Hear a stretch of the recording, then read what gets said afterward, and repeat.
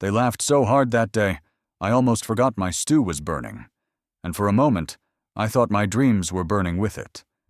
But dreams like fire don't die easily. They hide under the ashes, waiting for someone brave enough to stir the smoke. That afternoon, I wasn't just selling food. I was fighting for the right to exist in a world that thought women like me should never dream beyond their fire pots. The air that morning was thick with charcoal smoke and humiliation. My stall stood at the corner of the market, a patch of wood and rust where I roasted hope for lunch and served survival for supper. The smell of pepper and onions filled the street, dancing with the scent of exhaust fumes and wet soil. I had learned to live with both, the spice of my food and the bitterness of people's laughter. They came in groups, students from the nearby college, dressed in bright shirts, walking with the arrogance of those who'd never known hunger. They stopped at my stall, pretending to be curious, but their eyes were cruel. One of them wrinkled his nose and said, "This smells like poverty." His friends burst into laughter, their voices slicing through me sharper than the knife I used to cut onions. I wanted to speak, to tell them that this stall was my mother's legacy, that every spoon of soup carried the story of her struggle, that this was all I had. But the words caught in my throat, choked by the steam rising from my pot. So, I did what I had always done. I smiled. I served them politely, my hand steady even though my heart was shaking. One of the girls took a sip, made a face, and whispered loudly, "She should be washing plates, not cooking." I looked away, focusing on the bubbling stew. My mother once said, "When the world laughs at your hustle, don't argue. Let success answer." I held on to that like a prayer.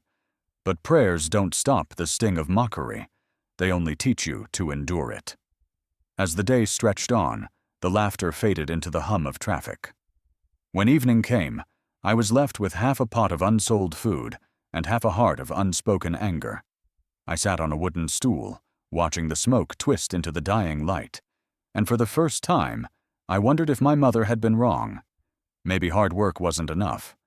Maybe the world needed to see your pain before it saw your worth. Then, from the corner of my eye, I noticed someone standing still, a man unlike the others. His clothes were clean, but his eyes weren't proud. They carried the kind of silence that only comes from seeing too much. He didn't laugh, didn't mock. He just watched. I turned away, uncomfortable under his gaze. But before leaving, he walked up to my counter, placed something down, and said quietly, "This isn't for your food, it's for your fire." Then he walked into the darkness, swallowed by the city's noise. When I picked up what he'd left, my fingers brushed against a folded note. Not money, just paper, soft and strange beneath my calloused hands. I unfolded it, my pulse racing. It said only one line, "If your fire can feed the hungry, come find me." For a moment, I forgot the smoke, the noise, the laughter. My heart pounded like the rhythm of a drum I hadn't heard in years. I looked down at the dying coals beneath my pot, their glow faint but alive. Just like me. That night, I sat by the embers long after everyone had gone home, reading that line again and again. Who was he? What did he want? The world had always taken from me. Money, dignity, faith. But this time, it had given something back. A mystery wrapped in hope. And as the last ember faded, I whispered to the dark, "If this is the fire I was born for, let it burn." The night my stall burned, the fire didn't just swallow my pots. It tried to swallow my purpose. I stood there, watching the flames lick the sky, realizing that sometimes life doesn't wait for your dreams to end. It ends them for you. But hunger, the kind that lives in the soul, can't be killed by fire. It only finds new ways to burn. That night still lives in my bones. The sound of metal twisting, the smell of roasted spice turning to smoke, the color of red that wasn't sunset, but destruction. I remember holding my mother's apron tight against my chest, The same one I had worn proudly since her death, now stained black from soot and despair. I had spent weeks rebuilding my small food stall, my fragile kingdom of hope, dreaming that I was finally beginning to rise. For the first time in years, I felt close to freedom. It had all begun with a letter. That mysterious note the stranger had left me. "If your fire can feed the hungry, come find me." The words became my lifeline. I found his address, a small community office near the market. The man who worked there smiled kindly, offering a microloan that felt like a miracle. It wasn't much, but it was enough to rebuild, to restart. I went home that evening, walking lighter than air, clutching the money as if it were the heartbeat of my new beginning. The next day, I bought everything fresh: new pots, spices, vegetables, and a stronger stove. I scrubbed my stall clean until the rust glimmered under the afternoon sun. For the first time, I allowed myself to dream aloud. I whispered to my mother's memory, "Soon, Mama, I'll make you proud." The smell of pepper soup filled the air as dusk fell, and people began to gather, lured by the promise of flavor and warmth. My hands moved with rhythm, stirring, tasting, hoping. Then it happened. That terrible hiss that didn't belong to the song of my cooking. I turned slowly and saw the gas cylinder shaking, a blue spark dancing where it shouldn't. In that heartbeat between fear and disbelief, the world exploded. A roar of fire, a rush of heat, a blinding flash of orange. And then, silence. When I opened my eyes, the sky was full of smoke and screams. My pot was gone. My counter gone. Even the small sign that bore my name. Gone. I tried to crawl toward the remains, but people held me back. "You'll die there," someone shouted, but part of me already had. By morning, there was nothing left but a skeleton of metal and ash. I sat in front of it for hours, too numb to cry. The market buzzed on as if nothing had happened. Neighbors passed, whispering like vultures over a carcass. "She's cursed," one said. "I told you no good comes from women who dream too much." Each word hit harder than the flames ever could. Days turned into nights that felt endless. I couldn't eat, couldn't cook, couldn't look at fire without feeling betrayal. The little money I had left went to medicine for my burns. I avoided people. Even the stranger's note, once my lifeline was gone, burned into nothing. Hunger crept back, but not for food. It was the hunger of identity, of wanting to matter again. On the 7th day, when even hope seemed to have turned its back on me, I heard a knock on my door. It was soft, deliberate, the kind that comes from someone who isn't afraid of silence. When I opened it, she stood there. An elderly woman, wrapped in a faded yellow shawl, her hair silver like moonlight. Her face was wrinkled but kind, and in her arms she carried a small cloth bag. The air around her smelled faintly of cloves and ground pepper, the scent of my childhood. She smiled, the kind of smile that felt like a sunrise after a long storm. "Your mother used to buy spices from me," she said. Her voice was soft, yet it carried weight, the way truth does when it's spoken from the heart. I didn't speak. My throat was too tight. She took my hand and pressed the small bag into it. "Here," she said. "You'll need these. They were meant for her, but I think they've been waiting for you." I looked down at the bag. Inside were small bottles of ground spice, carefully labeled in my mother's handwriting. The sight cracked something open in me, something I thought the fire had destroyed. When I looked up to thank her, she was gone, as if the wind itself had carried her away.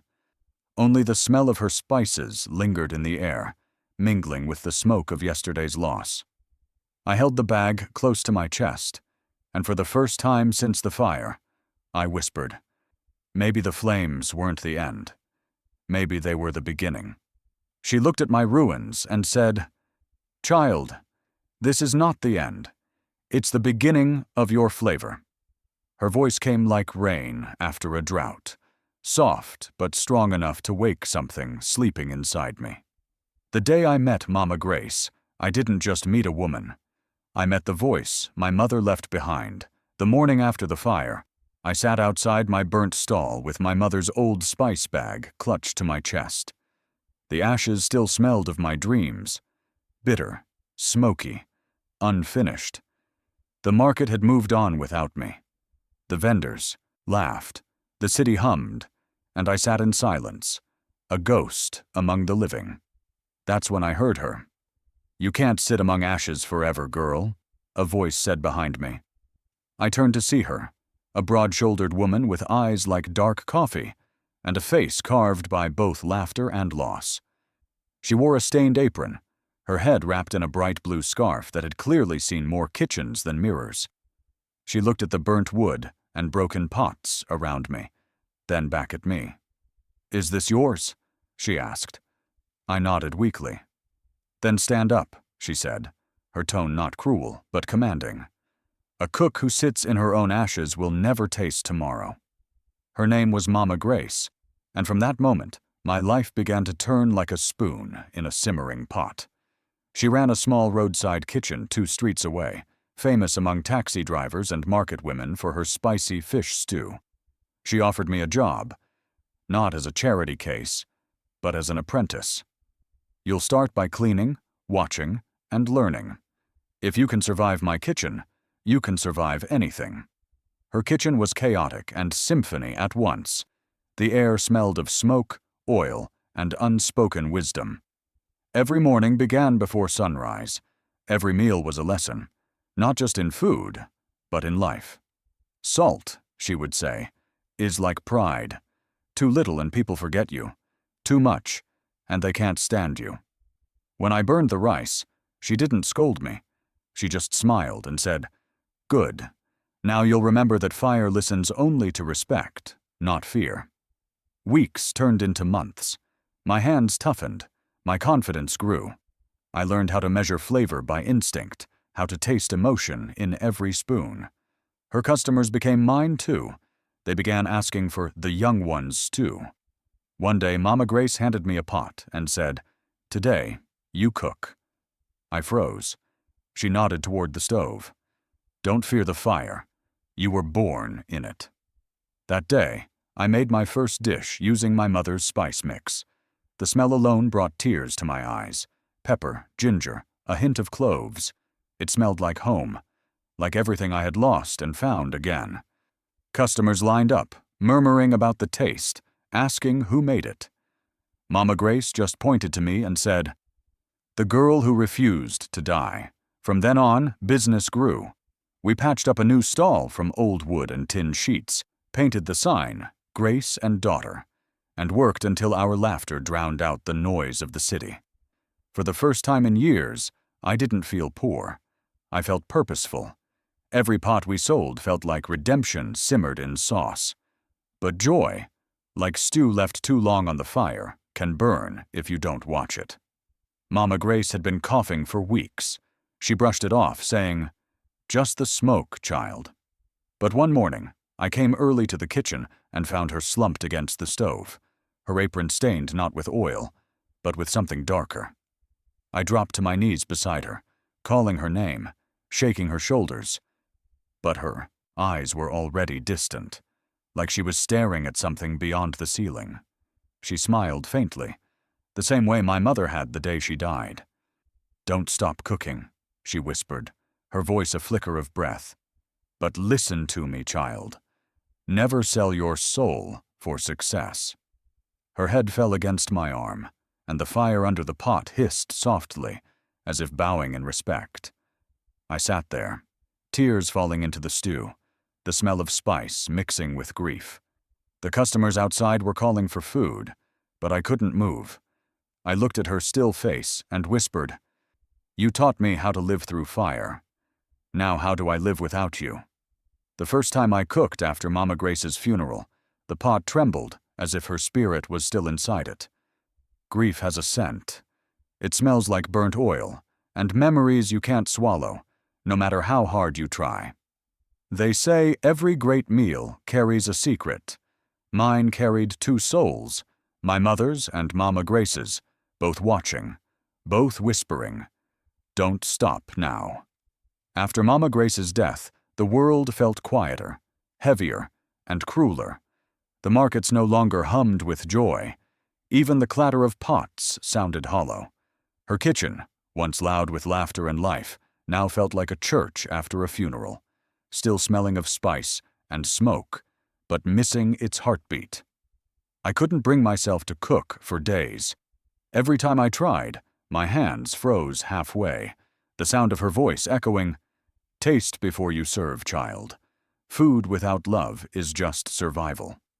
One morning, while cleaning her old cabinet, I found something buried beneath her jars of dried pepper and thyme, a folded, grease-stained piece of paper wrapped in twine. The ink was faded, but the handwriting was unmistakable. Hers. The page was filled with small notes, measurements, and scribbles, lines that danced between instructions and philosophy. A stew must have balance, like a woman's life, patience, heat, and courage. At the very bottom, written faintly in her shaky handwriting, were 3 words that made my heart ache. Pass this on. That night, I spread the note beside my mother's old spice bag, her last belonging before she died. For hours, I sat there cross-legged, mixing, measuring, remembering. I blended Mama Grace's formulas with my mother's flavors, combining fire and tenderness, faith and fury. The pot bubbled slowly, and when I finally dipped the spoon in and tasted it, tears slid down my cheeks before I could stop them. The flavor, it was them, both of them, alive in my mouth, alive in me. The next morning, I opened my stall again, expecting little. But as the pot began to simmer, the aroma reached beyond the market. The smell curled through the air like an invisible hand, pulling strangers closer. One by one, people came, first curious, then enchanted. Taxi drivers parked their cars mid-route. Schoolchildren tugged at their mothers' skirts, begging for a taste. Even the vendors next to me paused to ask, "What is that smell?" By noon, I was sold out. People were still waiting in line, promising to come earlier the next day.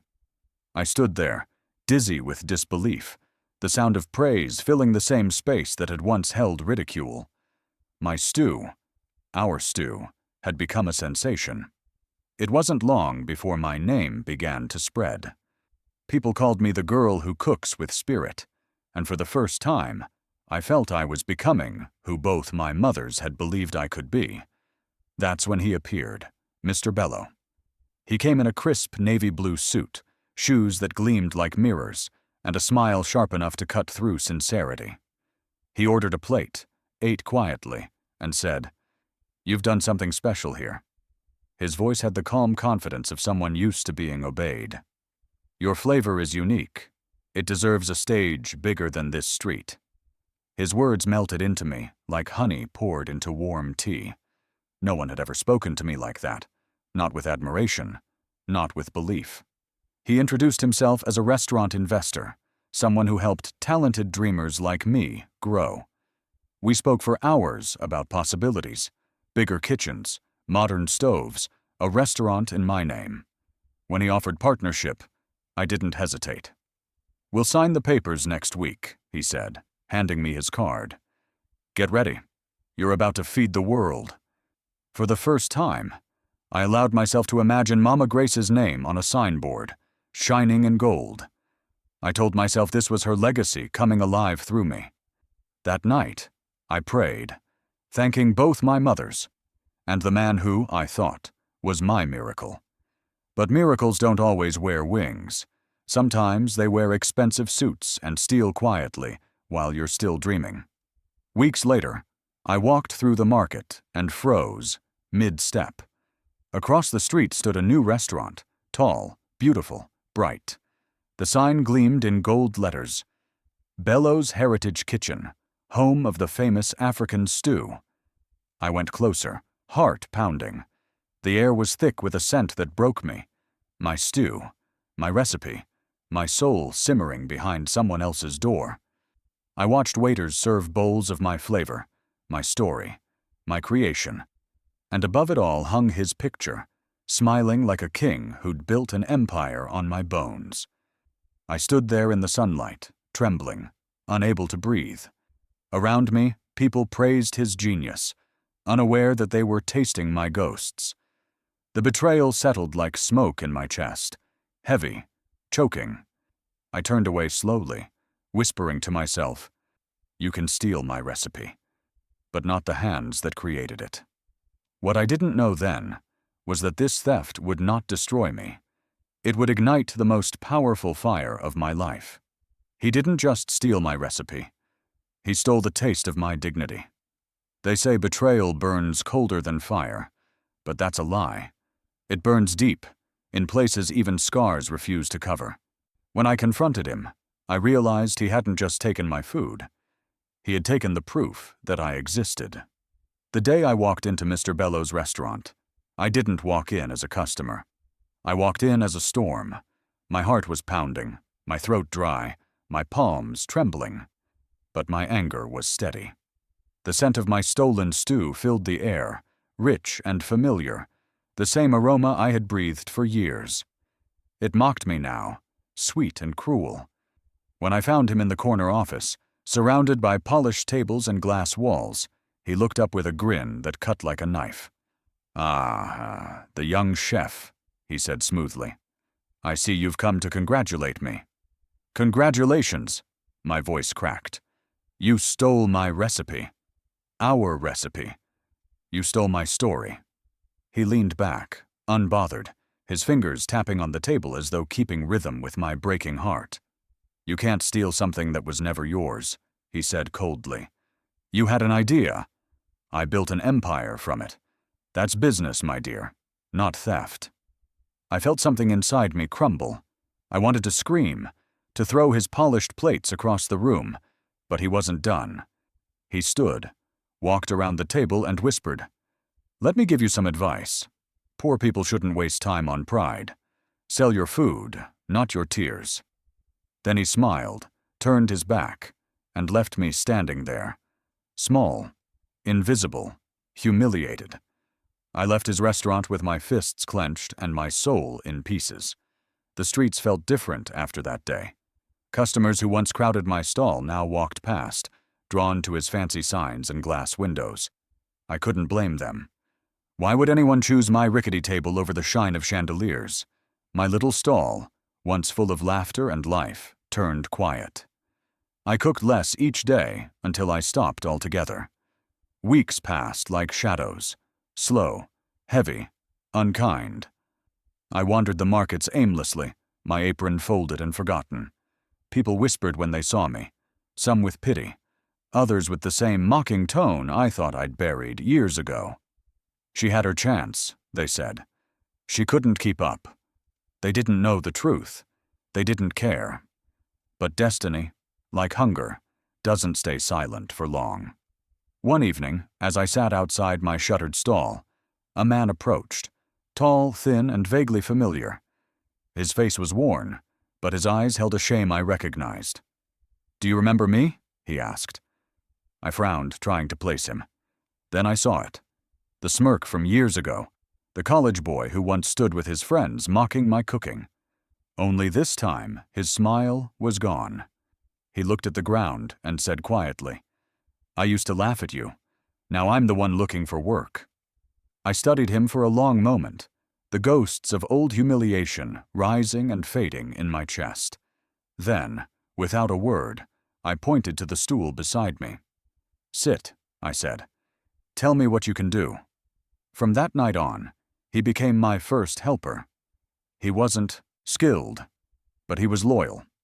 Together, we cleaned the stall, repainted the sign, and started selling again. It was slow, quiet, but it was life returning in small breaths. Some nights we'd sit in silence after closing, staring at the empty road, both of us haunted by different kinds of regret. Then, one night, as the lantern flickered low, he leaned close across the counter, his voice barely a whisper. "You know," he said, "there are ways to take back what he stole from you." I looked up sharply. "What do you mean?" He smiled, not with joy, but with something darker. Let's just say, I know where his secrets are buried. But if we do this, you'll have to be brave enough to fight dirty." The market outside had gone silent, but inside my chest, 1,000 fires reignited. I stared at him, the words echoing between us like thunder before a storm. For the first time since losing everything, I felt something other than pain. I felt the hunger to rise again, no matter the cost. The first time I walked into a corporate office, my hands still smelled of pepper soup and struggle. The scent of roasted spices clung to me like a signature, a reminder that no matter how clean the floors were, my journey had been paved in smoke, sweat, and survival. They looked at me like an outsider, but I knew something they didn't. Fire doesn't care about glass walls. It burns through them. When life tries to bury you, sometimes all it does is plant you deeper where your roots can grow stronger. The day that boy, my former mocker turned ally, whispered his dangerous plan, I didn't expect it to lead to this. Me sitting in a meeting room made of glass, across from men in suits who smelled of perfume, not labor. My hands trembled at first, unused to touching anything cleaner than a cooking pot.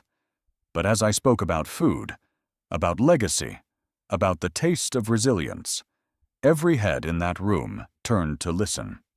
With my new ally's help, I started learning everything the streets had never taught me. He had a sharp mind for business and a guilt that fueled his loyalty.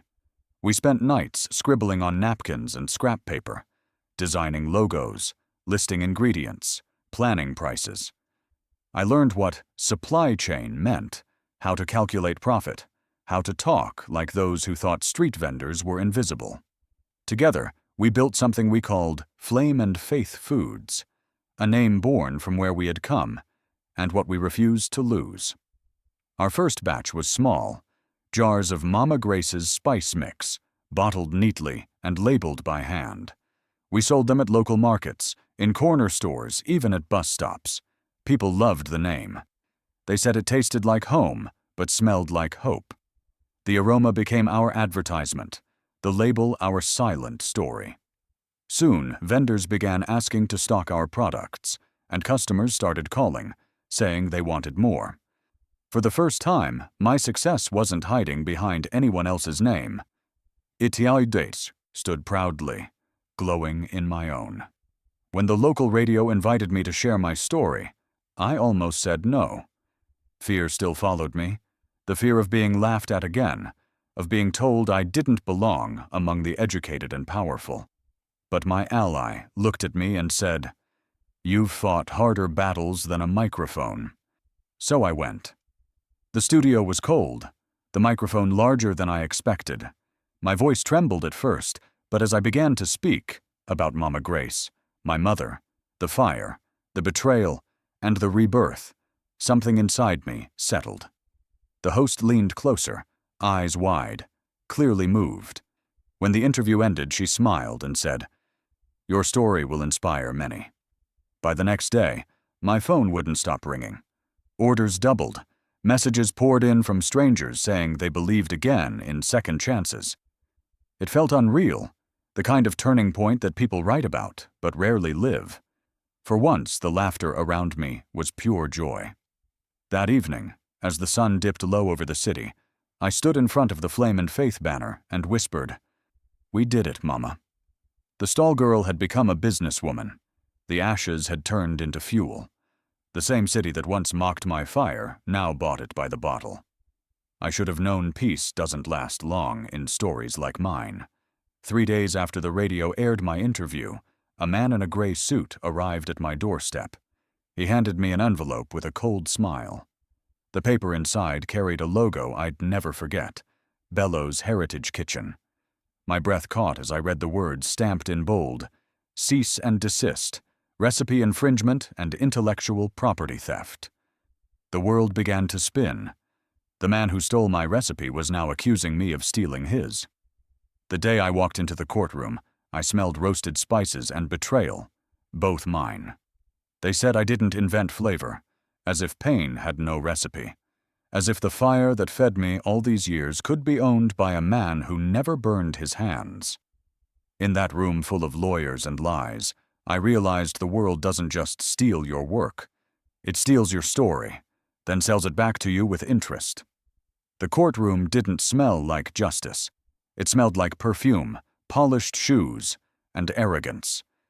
I sat there between my lawyer, a young man too nervous to meet my eyes, and a silence thick enough to choke me. My apron strings were long gone, but the scent of pepper still clung to my skin, defying the air conditioning and the marble floors. Across from me, Bello sat in his tailored suit, his watch glinting under the lights like a mockery of every night I had cooked by candlelight. When the judge entered, everyone rose. I rose too, but not out of respect, out of survival. The words that followed felt less like a trial and more like an execution. Bello's lawyer, a man whose smile was as sharp as his tongue, spoke with practiced cruelty. "Your Honor," he began, "this woman is attempting to claim ownership of a recipe that existed long before she learned to spell her own name." The crowd chuckled. My chest tightened, but I refused to look down. When it was my turn, my voice wavered but did not break. I told them about Mama Grace, about my mother's soup, about the fire that took everything but my will. I told them about the spice-stained notebook that held the secret blend I'd spent years perfecting. But Bello's lawyer only leaned back, smirking. "Do you have proof?" he asked, his tone dripping with disdain. I wanted to scream that proof isn't always written on paper. Sometimes it's written in scars, in sleepless nights, in the weight of a woman's struggle. But the law doesn't speak the language of the poor. The judge sighed, shuffled the papers, and said words that would haunt me for months. "Without documentation, this court finds insufficient evidence to rule in your favor." The gavel came down like thunder. For a moment, the sound echoed inside my ribs. My lawyer mumbled something about appeals, but I couldn't hear him. Bello stood, extended his hand like a victor, and said softly, "You should have known better than to play with men who own the kitchen." His laughter followed me out of the hall, sharper than the clack of my shoes on the tile.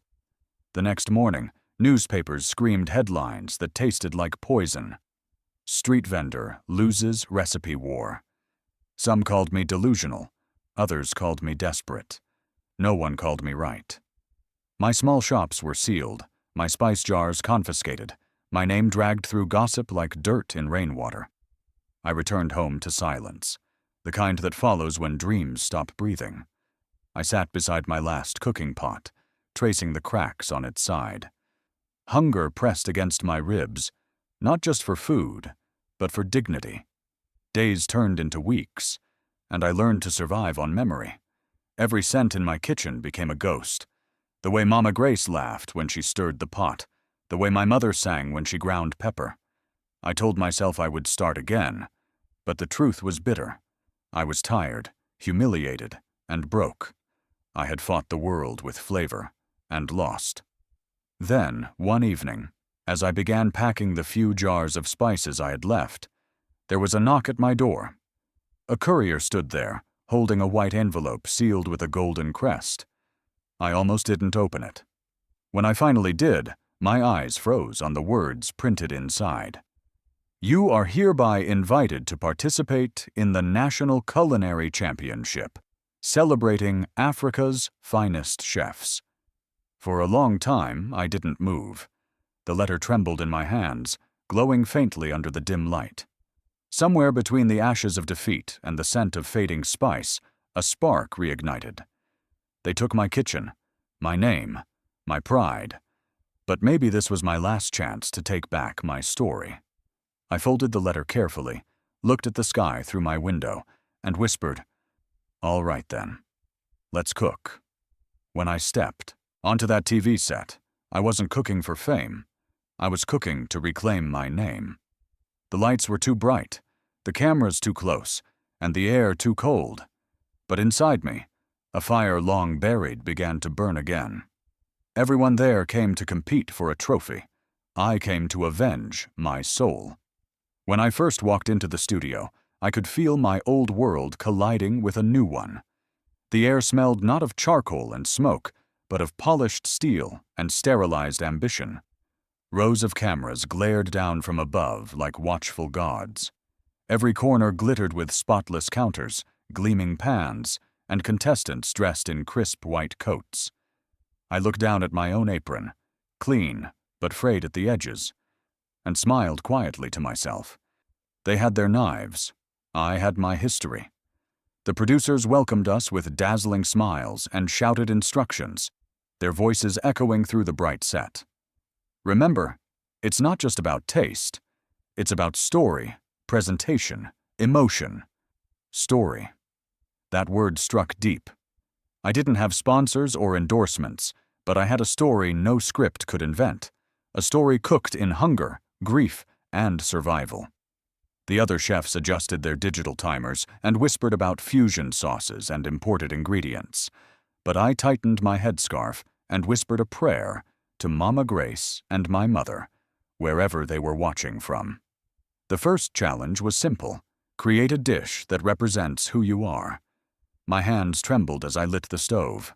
The flame hissed to life, and suddenly I was back at my street stall, the heat kissing my face, the scent of pepper filling the air. I cooked slowly, deliberately, pouring every memory into the pot. Around me, others moved with robotic precision. Slices perfect, techniques flawless. Mine was messy, alive, and honest. When the judges approached, my heart raced so hard I could barely hear the applause from the small audience. One tasted my stew, closed his eyes, and said softly, "This tastes like home." Another smiled and said, "You remind me of my mother's cooking, raw, real, and brave." For the first time in years, someone wasn't laughing at my food. They were listening to it. Each round that followed tested more than my skill. It tested my endurance. I stayed up nights revising recipes, using borrowed ingredients, sometimes even mending broken utensils with tape. But every time I doubted myself, I would whisper Mama Grace's words, "Never sell your soul for success." The cameras captured my tears, my laughter, and my trembling hands. The audience began rooting for me. The woman who once cooked by roadside fire, now standing shoulder to shoulder with Africa's best. As the rounds narrowed, the energy shifted. Contestants began to fall away, one by one, until there were only 3 of us left. The final round would be broadcast, live, across the continent. I hardly slept the night before. I kept seeing Bello's smirk in my dreams, hearing the judges gavel, feeling the sting of that newspaper headline. I promised myself that tomorrow, the world would taste my truth, one spoonful at a time. The next morning, the studio buzzed like a beehive. Lights flashed, producers rushed, and the crowd cheered as we took our places. I stood behind my counter, staring at the ingredients laid before me. Fresh herbs, ripe tomatoes, a pot waiting to be filled with memory. The host announced, "And now, the judges." The doors opened, applause erupted, and the panel walked in one by one. And then, I froze. Standing at the center of the panel, wearing his usual gray suit and that same self-satisfied grin, was him. Mr. Bello, the man who stole my recipe, the man who had dragged my name through courts and markets alike. His eyes met mine for a split second, calm, confident, and cruelly amused. He adjusted his cufflinks, nodded to the cameras, and said into the microphone, "Let's see if the fire in her food burns as bright as her reputation." My breath caught. My hands went cold. Around me, the countdown began. 3, 2, 1, cook! But I couldn't move. Every muscle locked, every heartbeat louder than the cheers. The pan before me gleamed like a mirror, reflecting my fear and my fury side by side. And in that reflection, I saw the girl who once cooked beside a street gutter, who had lost everything, and yet somehow she was still standing. I closed my eyes, gripped the ladle, and whispered, "Let him taste what he tried to destroy." Then I turned on the flame. When he tasted my food again, I saw regret in his eyes. And in that single glance, I realized victory doesn't always need a trophy. Sometimes It just needs silence. The night of the final round, I didn't come to win. I came to reclaim what had been stolen from my hands, my heart, and my history. The cameras could film my face, the crowd could chant my name, but only I knew what this dish truly meant. It was my revenge, disguised as love. The studio lights were merciless that night, bright enough to melt nerves and expose every tremor. My heart pounded like a drum inside my chest as I stared down at the final ingredients laid before me. Ginger, thyme, smoked fish, and that small pouch of Mama Grace's spice blend I had guarded like gold. Around me, my competitors moved like machines, chopping with precision, whispering to assistants, their stations shining like laboratories. Mine was simpler. A pot, a pan, and a story written in fire. The countdown echoed through the air, and as the cameras began to roll, I let the world fade away. I wasn't on a TV show anymore. I was back in the small market, back beside the fire pit where my mother once hummed softly as she stirred. I could almost hear her voice again. Patience, child. The stew doesn't hurry the fire. The scent rose, thick and familiar, carrying with it every tear I had ever shed, every insult I had ever swallowed, every dream I had refused to bury. When the time came to plate my dish, my hands no longer trembled. I looked across the judge's table, and there he was, Mr. Bello, the man who had stolen my recipe, watching me with that same self-assured calm. I placed my bowl in front of him, the steam rising like a prayer. "Taste it," I said softly, my voice steady, "and tell me who it belongs to." The room went silent. Cameras zoomed in. Even the audience stopped breathing. He picked up the spoon, dipped it into the stew, and took one slow bite. For a heartbeat, nothing moved.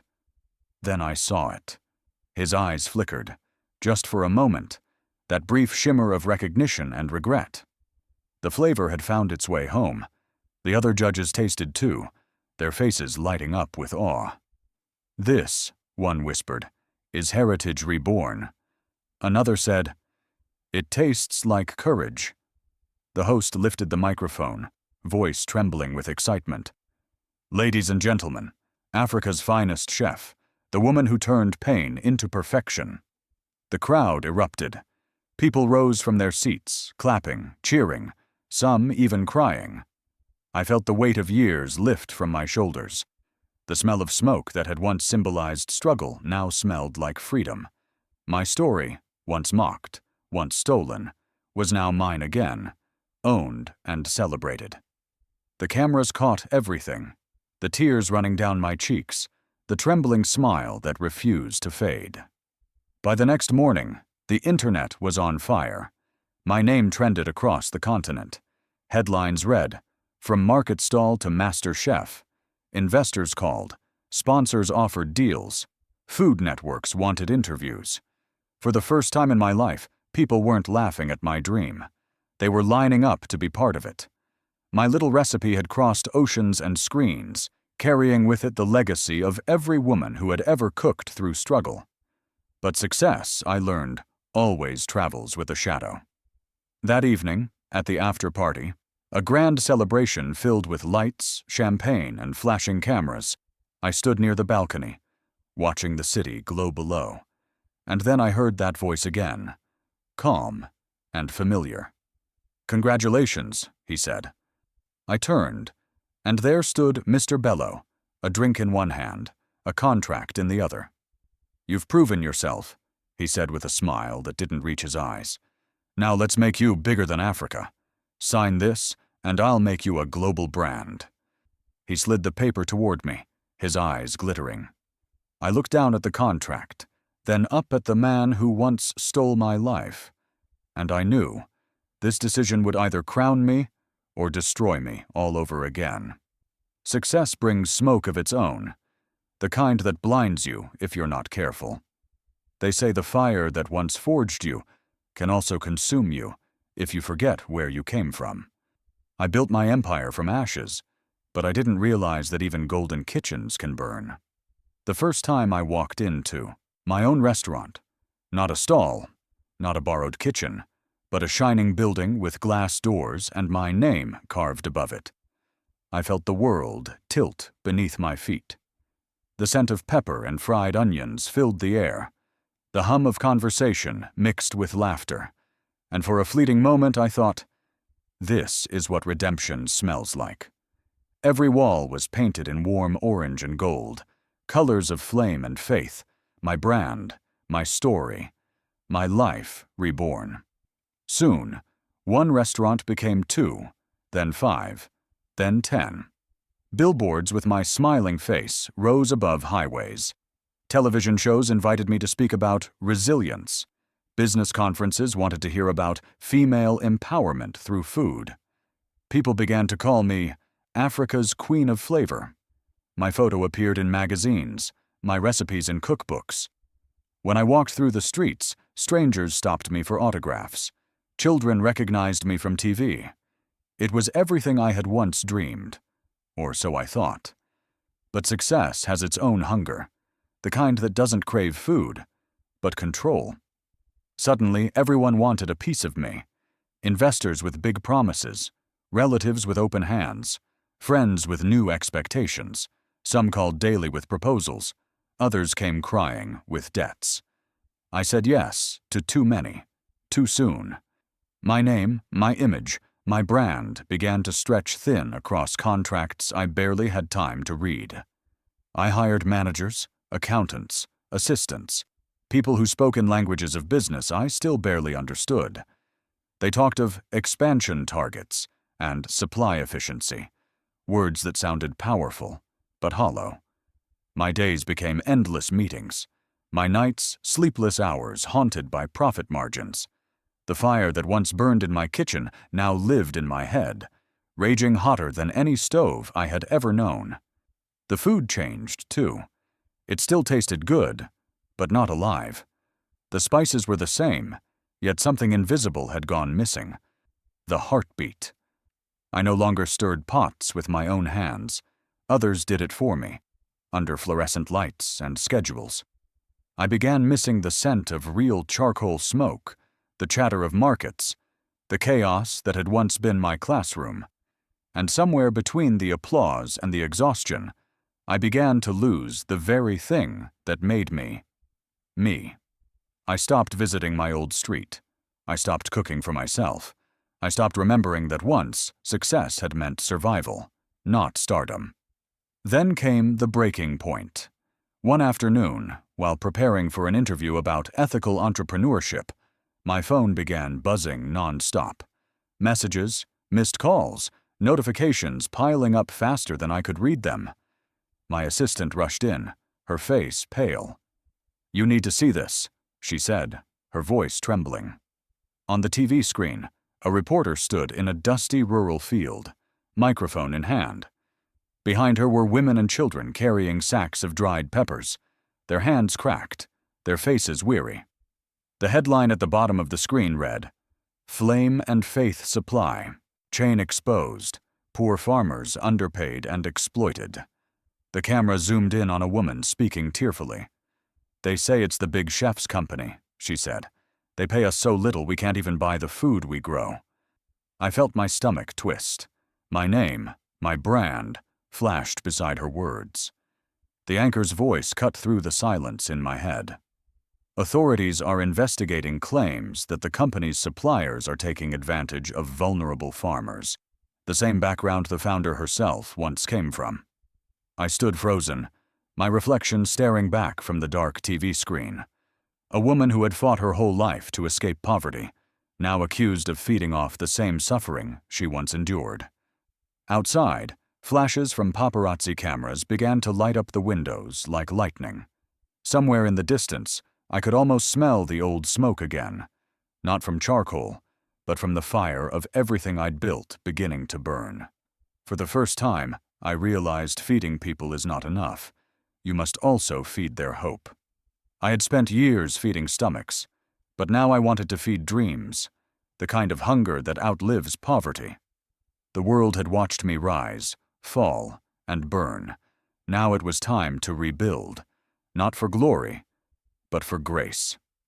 The scandal nearly destroyed everything I had built. Overnight, my name, once synonymous with triumph, became tangled in accusations. The very farmers I once dreamed of helping had become victims of a system that grew in my name. It was my lowest point, not because I had lost money, but because I had lost purpose. For days, I stayed locked in my house, staring at old photographs. Me beside Mama Grace, my mother smiling behind a pot of stew, the early stall where laughter and struggle mixed like salt and smoke. I whispered into the silence. What did I become? But shame, I learned, can also be a teacher. One morning, I returned to those same villages the reporters had filmed. When I arrived, people turned away. Some refused to speak to me. I didn't blame them. I rolled up my sleeves and sat beside the farmers. Women with cracked hands, men with dust-streaked faces, children too quiet for their age.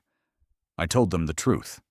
I failed you, I said, but I am here to rebuild. With you, not above you. They watched me in silence until one woman stepped forward, her face lined, her eyes steady. If you truly mean it, she said, then start by cooking with us, not for us. That day, I joined them in the fields, grinding pepper, sorting beans, sharing food from one bowl. The smoke of their fires carried the same scent that once defined my life. Honest, raw, and real. From that day, everything changed. I dissolved contracts with exploitative suppliers and rebuilt my company from the ground up. Flame & Faith Foods became more than a brand. It became a movement. We started a new program, From Soil to Soul, guaranteeing fair pay for every farmer and creating jobs for women who had once been overlooked. Every jar of spice now carried the name of the village it came from, a promise of transparency and dignity. Within 2 years, my restaurants reopened, not just in cities, but in towns, at bus stops, even in schools. I refused to separate luxury from humility. At the Flame & Faith flagship restaurant, you could order both a bowl of street-style stew and a 5-star meal. People said it was madness. I said it was Africa. Rich or poor, everyone deserved to taste pride. My greatest joy, however, came from teaching. I began a mentorship program for young girls who dreamed of becoming chefs or entrepreneurs. Many of them confessed they once laughed at me when I sold food on the roadside. Now they called me Mama Flame. I told them the truth, that strength isn't about never falling, it's about standing up so many times the world gets tired of watching you. Soon, my story spread again, not as scandal, but as redemption. I was invited to international conferences, humanitarian forums, and even featured in a documentary titled The Woman Who Fed a Continent. I didn't feel like a hero. I felt like a survivor carrying a pot too heavy for one person to lift, but one that could feed many. The night of the African Business Excellence Awards, I stood backstage in a flowing emerald gown, clutching a note card with my speech. The crowd was immense. Ministers, celebrities, journalists. As the host introduced me, thunderous applause filled the hall. My eyes welled with gratitude. I had come from dust to diamonds, from shame to purpose. Then the host's voice rose again, this time with a teasing smile. But before we honor tonight's recipient, he said, we have a surprise guest, someone from her past who has come to pay tribute. The crowd murmured curiously. I turned toward the stage entrance, my heartbeat thundering. And then, out of the bright lights, stepped the last person I ever expected to see. Mr. Bello, the man who stole my recipe, the man who once laughed as I begged for justice. His suit was immaculate, his smile perfectly rehearsed. He walked toward the podium, applause swelling. For a moment I couldn't breathe. The air felt thick, heavy with history. And as he reached for the microphone, I realized, some fires never die. They just wait for the right moment to burn again. They call me a queen now, but I'm still the girl who learned to dance with the fire. Crowns don't erase scars, They just shine brighter because of them. When I stood on that stage, lights blazing, applause roaring, I didn't see success. I saw survival finally taking a bow. The hall glowed like a sunrise made of gold and glass. Cameras flashed, voices cheered, and somewhere behind the bright lights, I could almost hear the crackle of the old charcoal stove that once defined my world. The host's words faded into the hum of my heartbeat as I stepped forward, an emerald gown sweeping across the polished floor. My name, once whispered with pity, then scandal, now pride, echoed through the grand hall. Ladies and gentlemen, Africa's Woman of the Year, the founder of Flame and Faith Foods. The applause hit me like a wave. I smiled, steady but humbled. The weight of years pressed gently on my shoulders. The laughter of those who mocked me, the tears of those who loved me, the voices of two women who had shaped my destiny, Mama Grace and my mother. As I reached the podium, I saw Mr. Bello seated in the front row, his expression unreadable. The world had turned so many times since that day in court, yet the sight of him brought back every scar, every lesson. I took a deep breath, fingers trembling slightly as I gripped the microphone. They say success is sweet, I began softly, but they forget to mention the smoke that flavors it. I've burned more times than I've cooked right. I've fallen, failed, and been forgotten. But every time, I rose. Not because I'm strong, but because fire doesn't scare those who were born in it. The hall went silent. Even the air seemed to listen. I turned my gaze toward Bello, my voice calm, controlled. Years ago, someone once told me poor women have no ownership. Tonight, I'd like to correct that lie. I paused, letting the moment breathe. Because the same woman you called powerless has just bought your company, entirely. Gasps rippled through the audience. As of this morning, Bello Heritage Foods no longer exists. It will now be known as Mama Grace Foods. The applause erupted like thunder, rolling across the hall. Cameras flashed wildly as I smiled, not out of triumph, but release. This name, I continued, belongs to the woman who taught me that food without love is just survival.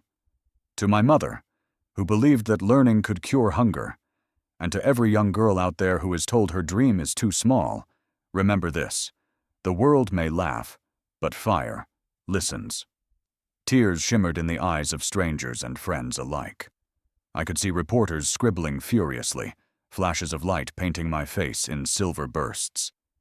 Mr. Bello sat motionless, lips pressed tight, pride and regret locked in silent battle. For the first time, I felt no anger toward him, only peace. After all, even thieves have their place in destiny's kitchen. When the ceremony ended, I descended the stage, the trophy cool in my hands. The noise of the room faded into the distance as I stepped outside into the soft night air. The city buzzed with life, honking cars, laughter, music, all blending into a rhythm that felt familiar, ancient, alive. And then I smelled it. That unmistakable scent, roasted ground nuts, warm and sweet, drifting through the breeze. I turned and saw a young girl standing by a roadside stove, her tray balanced perfectly on her head, her eyes bright with the same wild hope I once carried. She waved when she saw me, shouting over the noise, "Auntie, your stew smells like hope." I laughed, a deep, unguarded laugh that tasted of joy and memory. I walked over, bought a handful of nuts, and whispered, "Keep the change, my dear. You'll need it for your dreams." As I walked away into the glowing streets, the scent of smoke followed. Not the kind that chokes, but the kind that reminds you you're alive. The fire had shaped me, scarred me, fed me, and even now it still rose behind me, warm and eternal. Because some flames aren't meant to die. They're meant to light the way for those still finding their fire. If this story touched your heart, don't just scroll past. Share it with someone who needs to be reminded that no beginning is too small. Tell me in the comments, What did you learn from her journey from smoke to success? Hit the subscribe button so you never miss another story of courage, hope, and redemption. Your one like, one share, one comment keeps stories like this alive. And together, we'll keep turning struggle into strength.